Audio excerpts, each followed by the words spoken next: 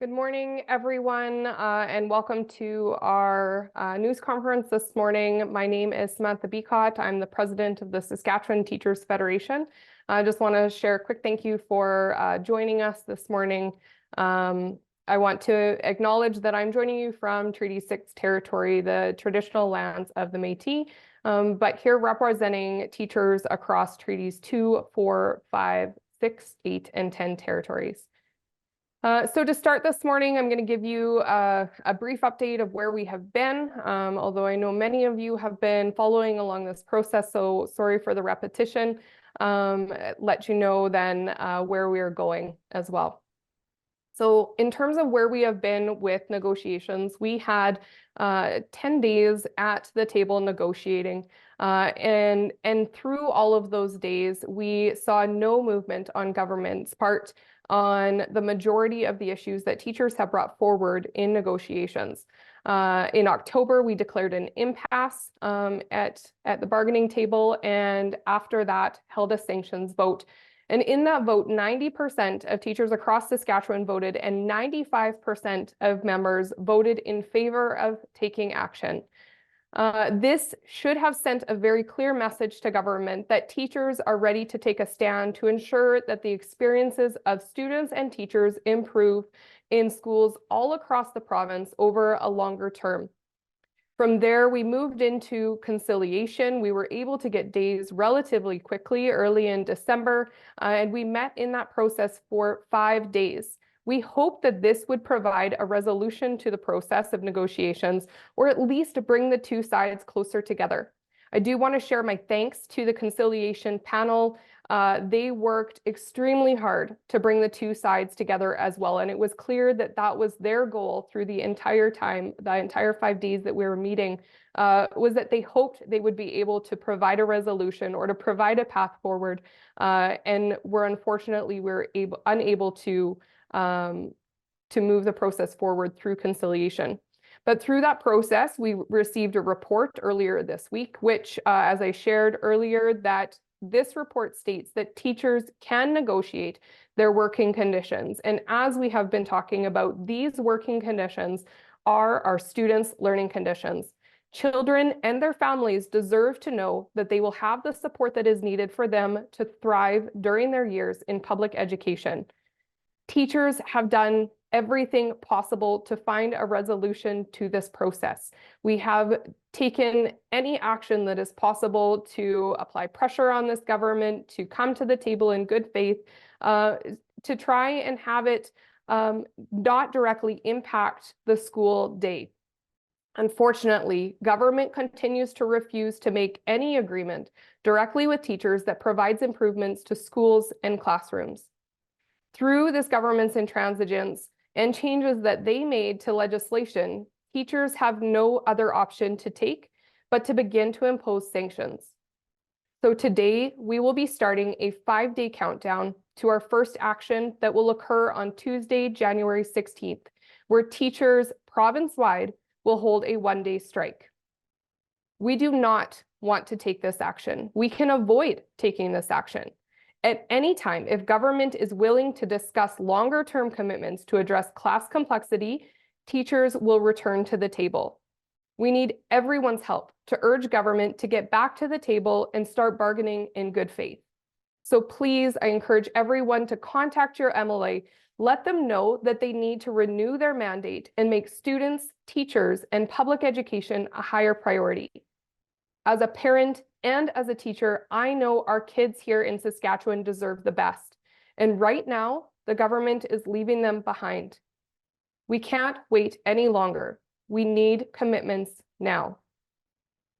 So again, thank you for joining us here today. I'd be happy to answer any of your questions. If you raise your hand, I'll call on you and you can unmute yourself. I see Alec.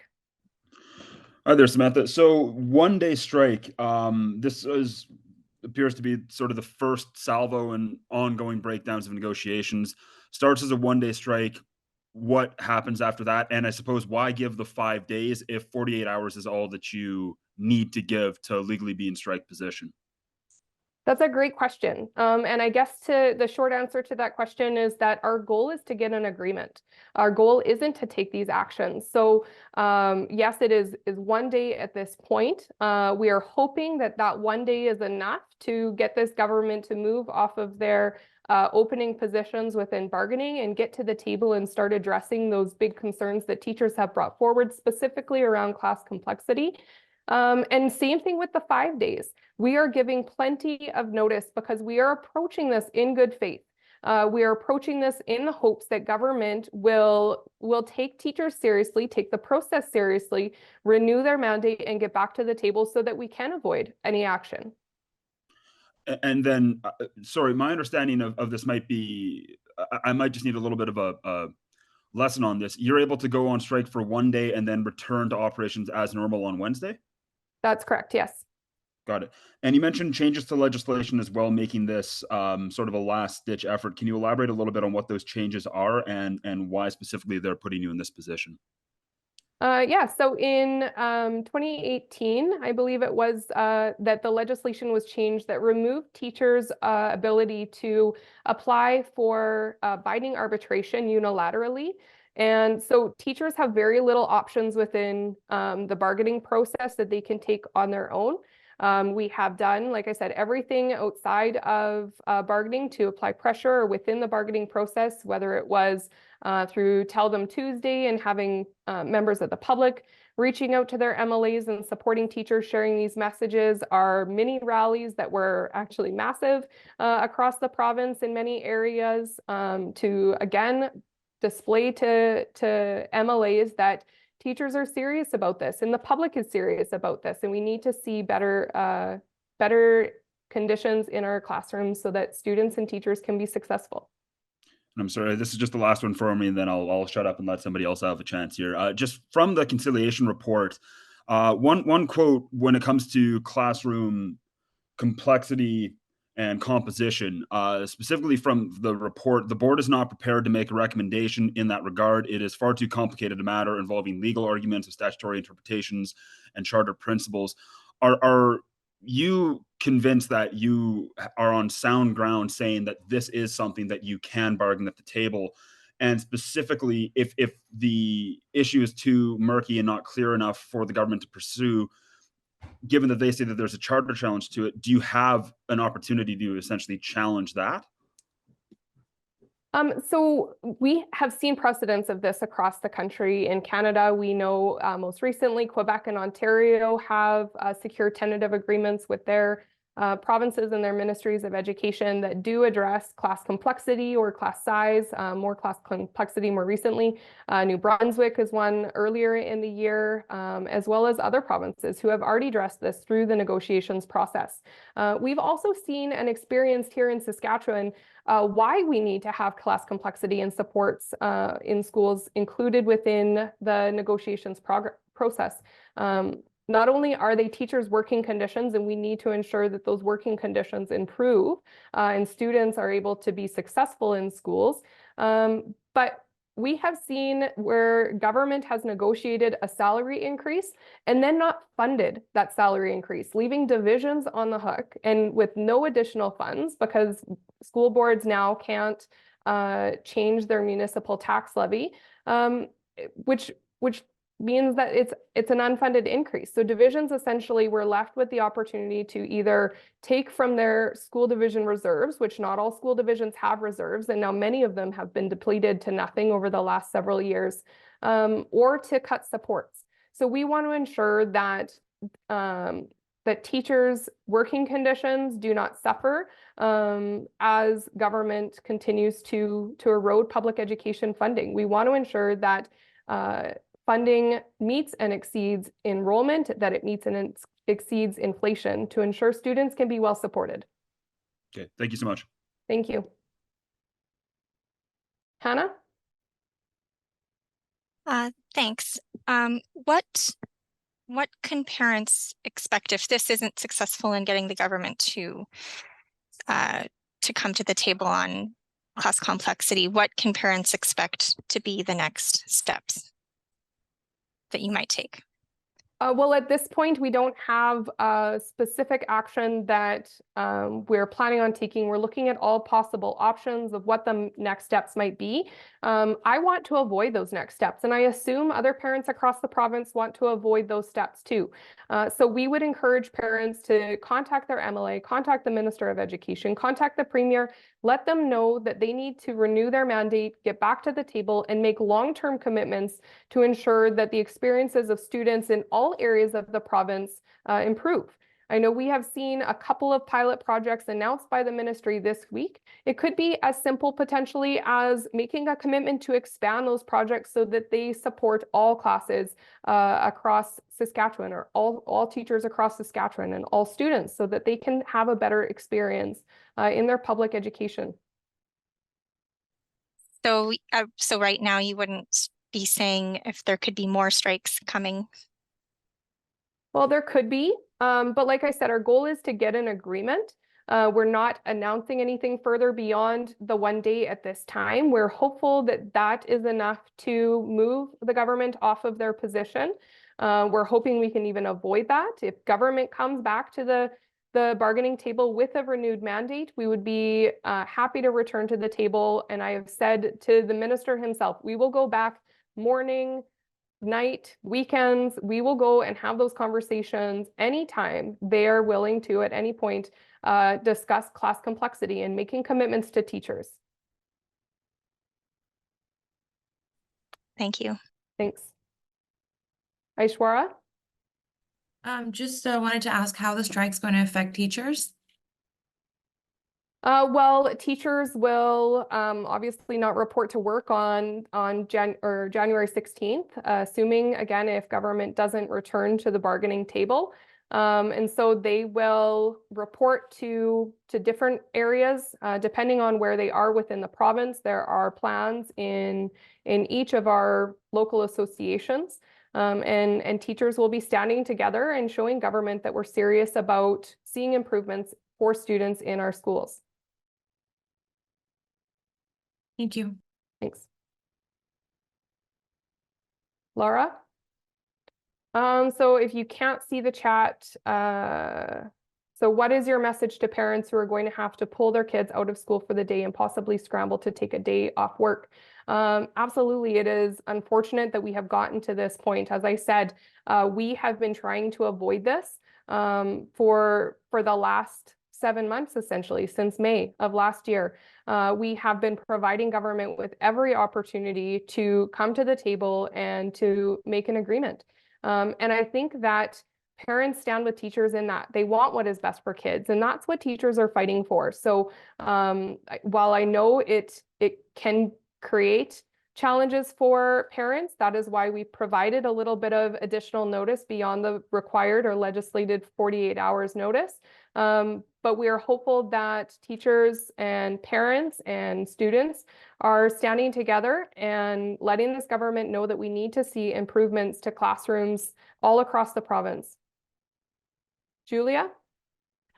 Yes, I think someone already asked the same question, but just going forward, is there are there any plans put in place for teachers and for students especially, for the days that they're going to be off, or for the day that they're going to be off, potentially days depending on how the 16th goes? Do the school boards have any plans at this point?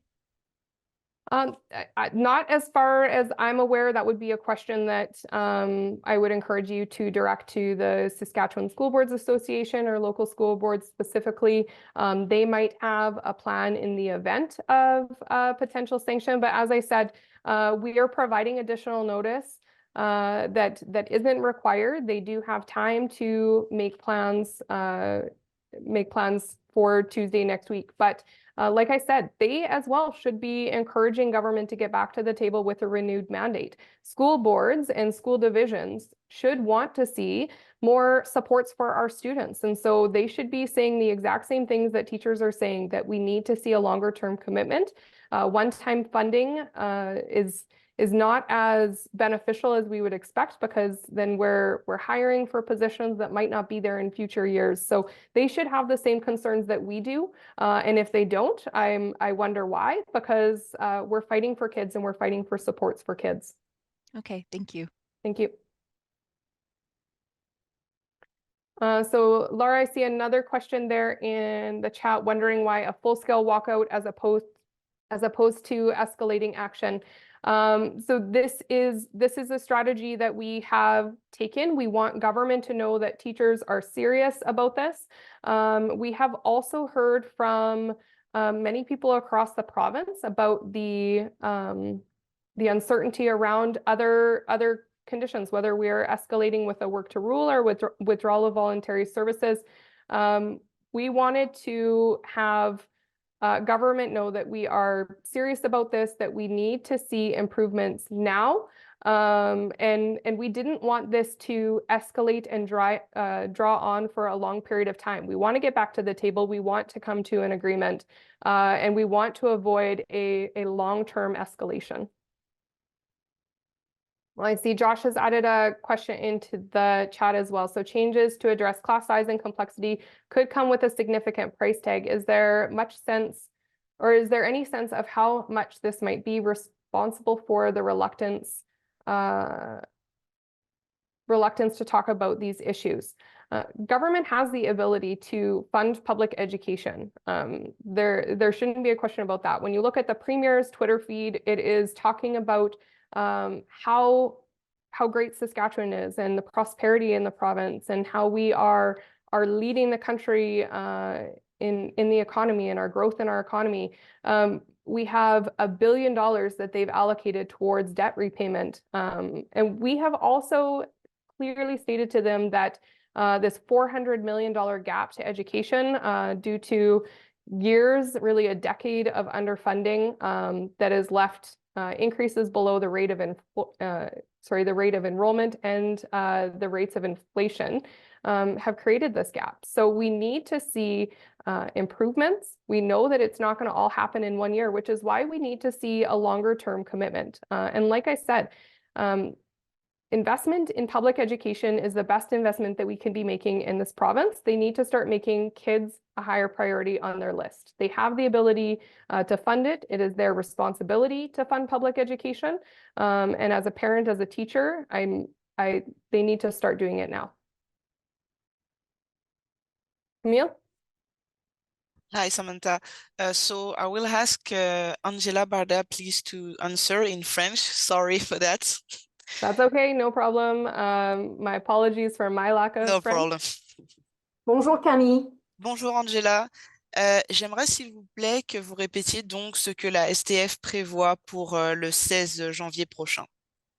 Le 16 janvier prochain sera une journée de grève pour tous les membres de la Fédération des enseignantes de la Saskatchewan. C'est-à-dire que tous les enseignants, enseignantes et d'autres membres, c'est-à-dire direction d'école, conseillers, etc., ne vont pas du tout à l'école, du tout. Pour toute la journée, il n'y aura aucun enseignement ni service volontaire le 16 janvier. Et aucune autre action n'est prévue, c'est bien ça? Oui, c'est bien ça pour toute la journée, une journée. Juste dernière question, pour préciser, les négociations, elles portent sur le salaire et aussi sur les classes. Donc, je comprends complexity class. Est-ce que vous pourriez donc élaborer là-dessus, s'il vous plaît? Ben, les négociations sont à propos de plusieurs choses, mais bien sûr, les deux premières propositions selon les enseignants, c'est les conditions en salle de classe. Autrement dit, la complexité qui augmente dans les salles de classe et bien sûr le salaire. Alors, à table, il y avait un refus absolu d'entrer en négociation. Alors, après, tout le processus de négociation est ensuite suivi par, excusez-moi, le processus d'une conciliation qui a failli. On se trouve dans une position où, comme la conciliatrice a bien mentionné, aucun choix. Alors, les enseignants continuent à se battre pour nos salles de classe, les conditions dans nos salles de classe, qui sont en effet les conditions d'apprentissage pour nos élèves. Et on se trouve dans la situation où il n'y a pas de choix. Alors, le 16 janvier, c'est le commencement. On ne peut pas dire ce qui va arriver après le 16 janvier, mais pour commencer à mettre de la pression, en espérant que le public aussi mette de la pression sur le gouvernement de retourner à table pour trouver des solutions ensemble à propos de nos conditions en salle de classe. Thank you very much. Merci beaucoup. Je vous en prie, Camille. Merci. I embarrassed myself last time attempting to say something in French, so that's where I'll leave it. But I appreciate the support from our Associate Executive Director, Angela Banda. Hannah? Yeah, just a quick follow-up. Will teachers be walking picket lines on Tuesday? As I said, there are different plans across the province. That could be one of the plans. So more information on the specific actions will come in the days ahead. But we are, like I said, hopeful at this point that government can start taking this process seriously, provide a new mandate to their bargaining team, and get back to the table where we don't have to see teachers on strike. Thank you. I also just saw another question from Laura in the chat. Are teachers' salaries also a big sticking point? The education minister has said that the ministry and the STF are very far apart on salary negotiations as well. We have discussed salary negotiations. The position of the GTBC during conciliation was that it was best to leave salary negotiations until the end, until other items had been addressed. So we actually haven't, other than providing our rationale and providing our position. We haven't had significant discussions around salary. We, as we have said, teachers have always been willing to negotiate in good faith. We are willing to have that back and forth, and we're willing to move off of those opening positions. And we provided other opportunities to do that with salary at conciliation. It wasn't our expectation that we would leave that to the end. And so I wouldn't say it is a big sticking point at this time because we haven't really engaged in those conversations, although government putting their salary proposal up on billboards across the province shows that they might be more firm in their position and unwilling to engage in real negotiations. Okay, so not seeing any other hands up. Again, just wanting to say thank you to everyone who is joining us today. Again, as well, thank you to teachers and parents and students across the province who are managing a really difficult situation. We recognize that negotiations is never a comfortable process for anyone, but again, want to thank parents and students for the support that they're showing to teachers, because as I said, teachers are in a fight to ensure that students are getting the supports that they need in schools. I know many parents across the province have already joined with teachers, and we look forward to your support in the days ahead.